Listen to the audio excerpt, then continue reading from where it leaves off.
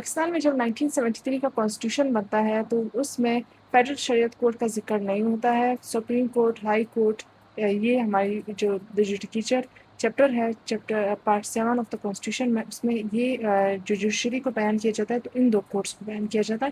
Federal شریعت court پھر ضیاء الحق کے ٹائم میں جب وہ اسلامائزیشن پروگرام لاتا ہے تو اس کے تحت فیڈرل شریعت کورٹ کو بھی ایک اسٹیبلش کیا جاتا ہے. یہ 26 مئی 1980 کو اسٹیبلش کیا جاتا ہے. اور اس کورٹ کو اسٹیبلش کرنے کا مین مقصد اور اولین مقصد یہ ہوتا ہے کہ جتنے بھی پاکستانی لاز ہے جو پہلے ہے اور جو بن چکے ہیں ان کو چیک کرنا کہ کیا آیا وہ اسلام سے اسلام کے مطابق ہے یا وہ اگینسٹ اسلام ہے، اسلامک جنرل لاز، اسلامک مین لاز کے اگینسٹ ہے، تو ان کو پھر نل اینڈ وائڈ ڈکلیئر کرنا. تو یہ مین مقصد ہوتا ہے فیڈرل شریعت کورٹ کو اسٹیبلش کرنے کا. آگے ہم مزید اس کے ڈیپ میں جا کر اس کے پروویژنس کو پڑھیں گے. یہاں پہ آ جاتے ریلیونٹ پروویژنس. اب جیسے کہ یہ ایک امینڈمنٹ کے ذریعے اس چیپٹر کو لایا گیا 18th امینڈمنٹ میں، پھر اس کو مزید ڈالا گیا تھا، اس چیپٹر کو انیکٹ کیا گیا تھا کانسٹیٹیوشن میں. تو ہمارے پاس جوڈیکیچر چیپٹر ہے پارٹ 7 میں، جو کہ چیپٹر نہیں پارٹ ہے، تو اس کے پارٹ کے اندر پھر چیپٹرس ہے. فرسٹ چیپٹر ہمارا ایک انٹروڈکشن دیتا ہے کورٹ سسٹم کا پاکستان میں. پھر ہمارے پاس دوسرا چیپٹر آتا ہے سپریم کورٹ کا. تیسرا چیپٹر آتا ہے جو ہائی کورٹس کو ڈیل کرتا ہے. اور پھر 3A چیپٹر آتا ہے جو کہ فیڈرل شریعت کورٹ کو بیان کرتا ہے، اور اس کے اندر جو آرٹیکلس ہے 203A سے سٹارٹ ہوتا ہے اور پھر آن ورڈس 203J تک جاتا ہے. تو آگے بڑھتے ہیں. کمپوزیشن. اب ہمارے پاس آرٹیکل 203C. اب اس سے پہلے جو 203A ہے اور 203B ہے اس میں کوئی خاص بات نہیں بیان کی جاتی ہے. 203A سمپلی یہ کہتا ہے کہ اس چیپٹر میں جو لاز لائے گئے ہیں وہ اگر اس میں ایسی کوئی بات ہے جو کہ پیچھے کوئی چیپٹر ہے، کوئی لا ہے اسی کانسٹیٹیوشن کے اندر جو کہ اس کے خلاف جا رہا ہے، جو کچھ اور بات کر رہا ہے. مطلب یہاں پہ بات ہو رہی ہے کہ کوئی بھی لا ہوگا جو اسلام کے اگینسٹ ہوگا تو اس کو فیڈرل شریعت کورٹ دے گی، اور پیچھے ایک لا ہے جو کہتا ہے کہ اس طریقے کا اگر کوئی لا ہوگا تو وہ ہائی کورٹ دے گا. تو وہ یہ 203A کہتا ہے کہ پھر یہ لا جو ہوگا جو یہاں پہ اس چیپٹر میں بیان ہو رہا ہے یہ اس کو اوور رائٹ کر دے گا، یہ نافذ ہوگا اور وہ نل اینڈ وائڈ ڈکلیئر ہو جائے گا. تو یہ اس چیز کو کلیریفائی کرتا ہے. دوسرا پھر 203B آ جاتا ہے جو کہ ڈیفائننگ ہمیشہ کلاز ہوتا ہے. وہ ڈیفینیشن بیان کرتا ہے کہ یہاں اگر ورڈ کورٹ استعمال کیا جائے گا تو اس سے مراد فیڈرل شریعت کورٹ ہے، اس طریقے سے. پھر ہمارے پاس 203C آ جاتا ہے جو کہ مین اب بات سٹارٹ ہوتی ہے یہاں سے. پہلے کہ ہمارے جو کورٹ ہے فیڈرل شریعت کورٹ، اس میں کتنے ججز ہوں گے. تو یہاں پہ کمپوزیشن کی بات کی جاتی ہے کہ 8 ججز ہوں گے، جس میں سے ایک چیف جسٹس ہوگا، 4 ہمارے پاس وہ ججز ادر دین چیف جسٹس ہمارے پاس 7 ججز ہوں گے جس کو ہم پوائزنی ججز بھی کہتے ہیں. اس میں سے ہمارے پاس 4 جو ہوں گے وہ یا تو ہائی کورٹ کے ایکسپرٹس ہوں گے. اگر اس کی کوالیفیکیشن کی ہم بات کریں تو وہ ہائی کورٹ کے ججز ہوں گے. ہائی کورٹ کے یا تو ججز رہ چکے ہوں گے یا تو وہ کوالیفائی کرتے ہوں گے ہائی کورٹ کے ججز بننے کے لیے. تو وہ 4 ججز اس کیٹیگری سے لیے جائیں گے، جبکہ 3 ججز ہمارے پاس ایسے ہوں گے جو اسلامک لا کے ایکسپرٹ ہوں گے. اور ان کا ایکسپرٹی کیسے دیکھی جائے گی کہ کم از کم ان کا 15 سال اسلامک لا پہ اسلام پہ ان کی 15 سال کی ریسرچ ہو، وہ کوالیفائڈ ہو. تو اس طریقے سے پھر ان کی کوالیفیکیشن دیکھی جائے گی. تو 3 ججز ہمارے پاس علماء ہوں گے، جبکہ 4 ججز جو 3 ہمارے پاس اسلامک ایکسپرٹ ہوں گے اور 4 ہمارے پاس ججز ہوں گے، اور ایک ہمارے پاس چیف جسٹس ہوگا. چیف جسٹس کی کوالیفیکیشن کے لیے یہ بیان کیا جاتا ہے کہ ایک جج جو سپریم کورٹ کے جج کے لیے کوالیفائی کرتا ہو، یا وہ آلریڈی جج وہاں پہ ہو، یا وہ جج مطلب ریٹائر ہو چکا ہو وہاں سے. تو ایسے جج کو پھر وہ کوالیفائی کرے گا فیڈرل شریعت کورٹ کے چیف جسٹس بننے کے لیے. اگر ان کی ایکسپیرینس کی ہم نے آلریڈی یہاں بات کر لی ہے تو ان بیسس پر ان کو کیا کیا جائے گا، اپوائنٹ کیا جائے گا۔ اپوائنٹمنٹ جو پروسیجر ہے وہ جو mainly high court supreme Court کے ججز کے لیے، اسی طریقے سے فیڈرل شریعت کورٹ کے ججز کے لیے بھی ہے، چیف جسٹس کے لیے بھی یہی طریقہ ہے کہ جو کہ آرٹیکل 175A میں بیان کیا گیا ہے، وہ طریقہ یہ ہے کہ ایک باڈی ہے جس کو ہم جوڈیشل کمیشن آف پاکستان کہتے ہیں، وہاں پہ کیا ہوتا ہے، جتنے ہمارے لا ایکسپرٹ ہوتے ہیں، ہمارے جو چیف جسٹس آف پاکستان ہو گیا، ہمارے پاس جو اٹارنی جنرل ہو گئے، اس کے علاوہ ہمارے پاس جو ادر لا ایکسپرٹس ہوتے ہیں مینلی، اس کے علاوہ ہمارے پاس، میں نے آلریڈی اس پر ہائی کورٹ کے جب میں ڈسکشن کر کے میں نے وہاں اس کو ڈیپلی ایکسپلین کیا، تو یہاں پہ میں شارٹ پہ بولوں گی کہ ہمارے پاس پارلیمنٹ سے بھی 4 لوگ ہوتے ہیں، تو وہ کلیکٹیولی بیٹھتے ہیں اور وہ یہاں پر کیا کرتے ہیں، نام ریکمینڈ کرتے ہیں کہ یہ کچھ نام ہے، اور وہ اس پر فائنلی ووٹنگ دیتے ہیں ڈسکشن کے بعد، اور پھر وہ نام کیا ہوتا ہے، فائنلی سلیکٹ ہوتا ہے، اور پھر وہ ہمارے پاس پرائم منسٹر کے پاس جاتے ہیں، اور پرائم منسٹر سے پھر وہ فارورڈ ہوتا ہے پریزیڈنٹ کے پاس، اور پھر پریزیڈنٹ ان کا صرف کام یہ ہوتا ہے کہ فائنل ایک سگنیچر دینا ان کو اپوائنٹمنٹ کا، فارمل اپوائنٹمنٹ کا، دیٹس اٹ۔ تو یہ اپوائنٹمنٹ پروسیجر ہوگا جو کہ آرٹیکل 175A میں ایکسپلین کیا گیا ہے۔ پھر ہمارے پاس اس کے بعد ایک فارمل سیریمنی ہوتی ہے ہر جج کو اپوائنٹ کرنے کی، اس کو جو اوتھ لیا جاتا ہے اس سے۔ تو یہاں پہ اوتھ بتایا گیا ہے کہ جیسے کہ ہمارے پاس جو ہائی کورٹ سپریم کورٹ کے بھی ججز ہو گئے، تو یہاں پہ ہمارے پاس جو چیف جسٹس ہوگا اس کے پریزیڈنٹ آف پاکستان اس کا اوتھ لے گا، جبکہ ادر ججز جو ہوں گے ادر دین چیف جسٹس، ان کا اوتھ جو اس کورٹ کا چیف جسٹس ہوگا وہ لے گا۔ پھر آ جاتے ہیں اس کے ٹینیور پہ۔ ٹینیور مطلب کتنے ٹائم لائن، جب ایک جج یہاں پہ فیڈرل شریعت کورٹ میں جج لگا، تو پھر کتنا ٹائم لائن تک وہ جج رہے گا۔ ٹینیور کی بات کی جا رہی ہے تو یہاں 3 سال تک وہ جج رہے گا۔ اگر چیف جسٹس کے لیے بھی یہی پیریڈ ہے اور ادر ججز کے لیے بھی یہی پیریڈ ہے۔ یہاں پہ جس سے ایک چیز بات نوٹ کرنے کی ہے کہ پہلے ہم نے ہائی کورٹ سپریم کورٹ کے ججز کے لیے جب ہم پڑھ رہے تھے تو وہاں پہ ایک چیز تھی کہ ان کی ریٹائرمنٹ ایج تھی، لیکن یہاں ریٹائرمنٹ ایج مینشن نہیں ہے۔ وہاں اگر ان کی ریٹائرمنٹ ایج آ جاتی ہے تو اگر ان کا ٹائم پیریڈ ابھی رہتا بھی ہے 3 سال کا، 5 سال کا، اگر ان کا جو ریٹائرمنٹ پیریڈ ہے وہ رہتا بھی ہے، تو پھر بھی اگر ان کی ریٹائرمنٹ ایج آ جائے تو پھر وہ ان کا جو پیریڈ ہے وہ اسی ٹائم کٹ ہو جائے گا، جبکہ یہاں کوئی ریٹائرمنٹ ایج درمیان میں نہیں آتی ہے۔ پھر اس کے بعد آ جاتے ہیں پریولیجز، جج کو کیا سیلری، کیا الاؤنسز اوور آل ان کو ملیں گے۔ تو یہاں پہ بیان کیا جاتا ہے کہ جو ہمارے پاس چیف جسٹس ہوگا فیڈرل شریعت کورٹ کا، اس کے over all privileges as it is ہوں گے جیسے ہمارے پاس سپریم کورٹ کے ایک جج کے ہوتے ہیں، اور جبکہ جو ادر ججز ہیں ان کے جو پریولیجز ہیں، سیلری الاؤنسز وغیرہ، وہ ایز اٹ از ہوں گے جیسے کسی ہائی کورٹ کے جج کے ہوتے ہیں پاکستان میں۔ آگے بڑھتے ہیں لوکیشن آف دا کورٹ۔ اب لوکیشن ہمارے پاس بیان کی جاتی ہے کہ مین لوکیشن اسلام آباد میں ہوگی، جو پرنسپل سیٹ فیڈرل شریعت کورٹ کی اسلام آباد میں ہوگی، جبکہ اگر بیک لوگ آف کیسز ہو دوسرے جگہ پر بھی پاکستان میں اگر بینچ بٹھانا ہو تو پھر فیڈرل شریعت کورٹ وہاں پہ بھی اپنا بینچ بٹھا سکتی ہے۔ اوریجنل جورسڈکشن کی اگر بات کریں تو اوریجنل جورسڈکشن جو ہے نا، یہ مین جورسڈکشن ہوتی ہے، جس کے ہمارے پاس سپریم کورٹ کی آرٹیکل 184، اسی طریقے سے ہائی کورٹ کی آرٹیکل 199، اور یہاں پہ آرٹیکل 203D، یہ مین آرٹیکل ہے، اس کو بھی آپ لوگوں نے ریممبر کرنا ہوگا۔ یہ بیان کرتا ہے کہ اس کورٹ کا اصل میں ایک مین پاور کیا ہے، تو اس کو اوریجنل جورسڈکشن ہم کہتے ہیں۔ تو اس سے یہاں پہ کلیئرلی کہا گیا ہے کہ جو اس کورٹ کے پاس وہ سارے کیسز آئیں گے جو یا، اور ایک اور چیز بھی بیان کی گئی ہے کہ یا تو بندہ خود آئے گا کیس لے کے، یا تو کورٹ خود بھی جو ہے نا کیس کر سکتی ہے، خود بھی ایک پرابلم کو سامنے لا سکتی ہے۔ ایون اگر کسی بندے نے کیس ان کے سامنے لایا بھی نہیں ہو، کیس فائل بھی نہیں کیا ہو، وہ خود بھی ان کے پاس یہ اختیار ہے کہ وہ جو ہے نا ایک ایشو کا رائز کر سکتے ہیں اور اس پر جو ہے نا پھر ججمنٹ دے سکتے ہیں۔ اس کو ہم اس کانسیپٹ کو ہم سوئے موٹو جورسڈکشن کہتے ہیں۔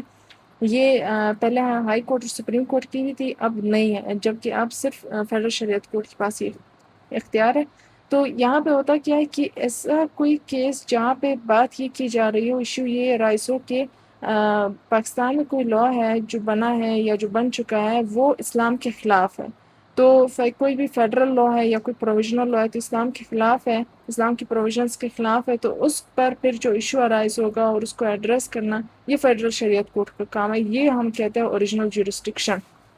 یہاں پہ مزید بیان کیا جاتا ہے کہ اگر کوئی لا فیڈرل لا ہوگا تو وہ پھر یہ کورٹ جو ہے نا پھر فیڈرل اپنے ججمنٹ میں فیڈرل گورنمنٹ کو ڈائریکٹ کرے گی، ان سے پوچھے گی کہ آپ نے ان کو ان کو ایکسپلین ان سے پوچھے گی کہ آپ نے یہ لا کیوں بنایا، تو وہ اپنا ایکسپلینیشن دے گی. اور اسی طریقے سے اگر پروویژنل گورنمنٹ ہوگی تو پروویژنل گورنمنٹ سے پوچھے گی، وہ اپنی ایکسپلینیشن دے گی، ان کو ایکسپلینیشن کا پورا ٹائم دیا جائے گا.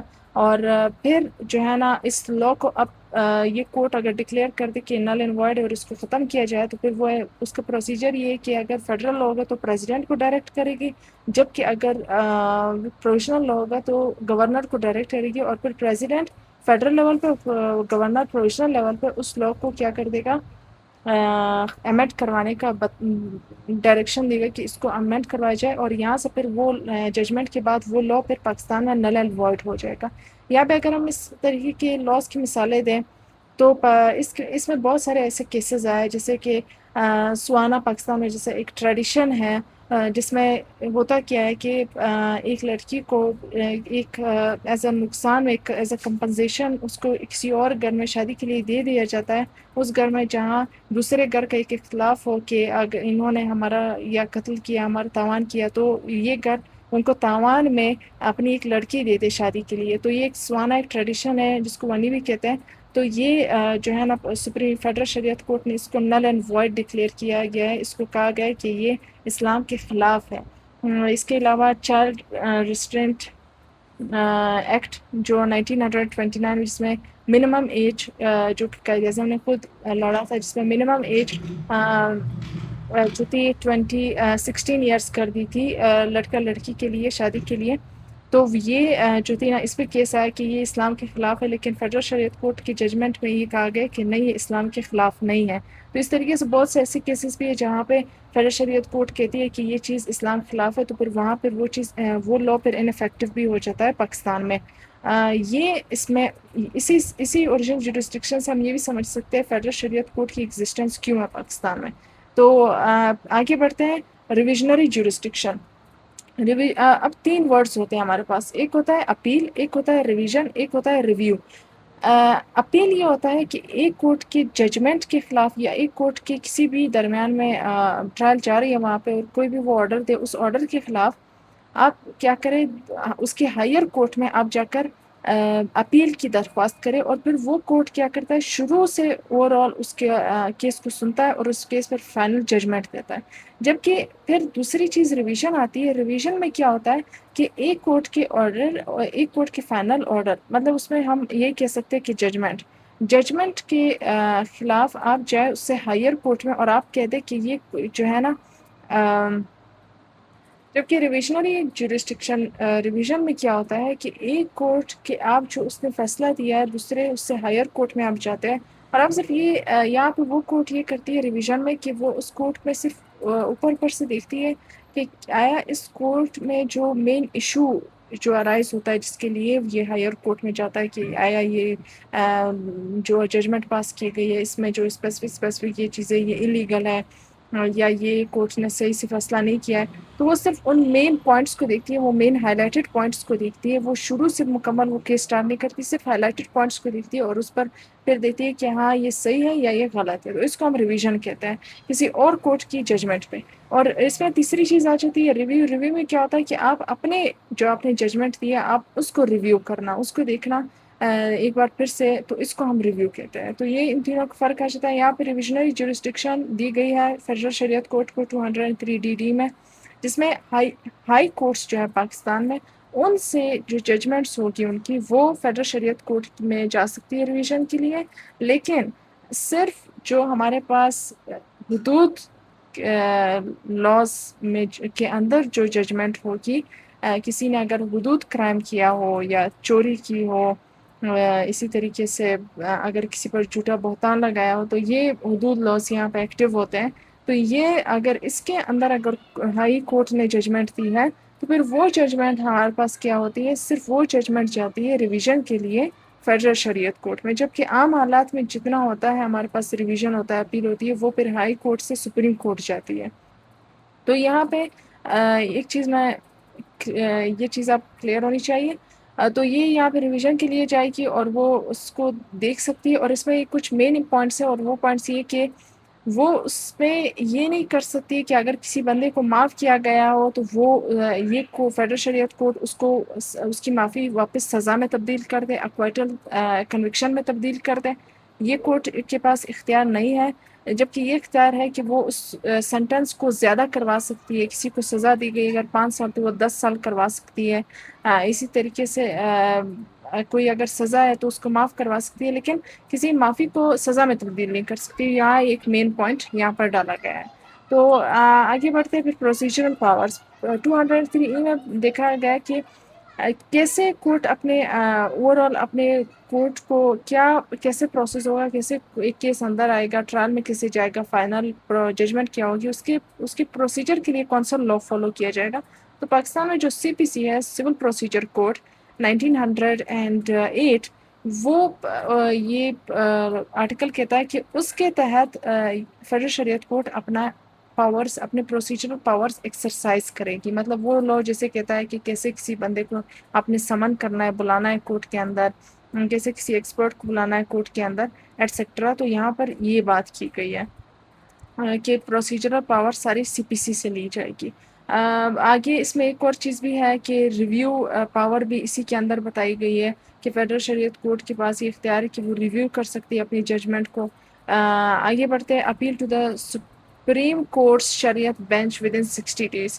اب یہاں پہ جو ہمارے پاس ریویژنری جورسڈکشن کے اندر، یا ہمارے پاس 203D اوریجنل جورسڈکشن کے اندر اگر کوئی فیصلہ آتا ہے فیڈرل شریعت کورٹ کا، تو اگر وہ مزید چیلنج ہو سکتا ہے تو پھر وہ صرف ایک کورٹ میں ہو سکتا ہے، اور وہ ہے appeal to the Supreme Court شریعت۔ سپریم کورٹ کے اندر جائے گا، اور سپریم کورٹ کے اندر اسپیسیفکلی ہمارے پاس شریعت بینچ ہے، اس کے اندر اس فیصلے کو کیا کیا جائے گا، اپیل میں دیکھا جائے گا، اور یہ اپیل فائل کرنے کا 60 days کے ودن فائل کی جاتی ہے۔ یہ ڈپینڈ کرتا ہے کہ ایک کورٹ سے جب دوسرے کورٹ میں اپیل کے لیے ایک کیس جاتا ہے، تو یہ ڈپینڈ کرتا ہے کہ وہ لا خود اسپیسیفائی کرتی ہے، اس لا کے اندر اسپیسیفائی ہوتا ہے کہ کتنے ڈیز کے لیے۔ تو یہاں پہ 60 days اسپیسیفائی کیا گیا ہے۔ آگے بڑھتے ہیں، ایکسکلوسیو جورسڈکشن۔ اب یہ اس سے مراد یہ کہ یہ آرٹیکل یہ کہتا ہے کہ جو فیڈرل شریعت کورٹ کا جو مین پاور ہے، یہاں پہ جو اوریجنل جورسڈکشن میں ہم نے دیکھا، ریویژنری جورسڈکشن میں دیکھا، تو وہ پاور فیڈرل شریعت کورٹ کی کوئی اور کورٹ میں ایکسرسائز نہیں ہو سکتی ہے۔ ہائی کورٹ میں، سپریم کورٹ میں، کسی بھی اور کورٹ میں ایکسرسائز نہیں ہو سکتی، وہ اسی کی پاور ہے اور یہی ایکسرسائز کر سکتا ہے۔ دوسری چیز یہ کہ ہمارے پاس فیڈرل شریعت کورٹ، اگر ہم کورٹ ہیرارکی میں دیکھیں تو یہ ہائی کورٹ اور سپریم کورٹ کے درمیان میں تو نہیں آتا ہے، یہ سپریم کورٹ کے سائڈ بائی سائڈ آتا ہے، لیکن جتنے جو نیچے ہائی کورٹ ہو گیا، اس کے علاوہ ہمارے پاس اس سے نیچے جو ہمارے پاس کورٹس ہو گئے اوور آل، وہ ہائی کورٹ کے نیچے، وہ سارے اس جو فیڈرل شریعت کورٹ کا ڈیسیجن ہوگا رولز پروسیجرز کے حوالے سے بھی، وہ ہائی کورٹ اور اس سے نیچے بھی جتنے کورٹ ہیں سب پر بائنڈنگ ہوگا، اپارٹ فرام سپریم کورٹ اور فیڈرل کانسٹیٹیوشن کورٹ۔ اس کے بعد ہمارے پاس آتا ہے rule making and other procedural powers. اس کے علاوہ وقتاً فوقتاً کورٹ کو لگے کہ اب یہ پاور بنا ہے اپنے کورٹ کے اسموتھلی پروسیس کے لیے ایک نیا رول بنانا چاہیے ڈے ٹو ڈے پروسیس کے لیے، تو وہ بنا سکتی ہے۔ اتنی پاور فیڈرل شریعت کورٹ کے پاس ہے 203J کے اندر۔ تو یہی اوور آل فیڈرل شریعت کورٹ کے اختیارات ہیں، اور یہ اس میں اگر آپ کو کوئی کوئری ہو تو آپ پوچھ سکتے ہیں۔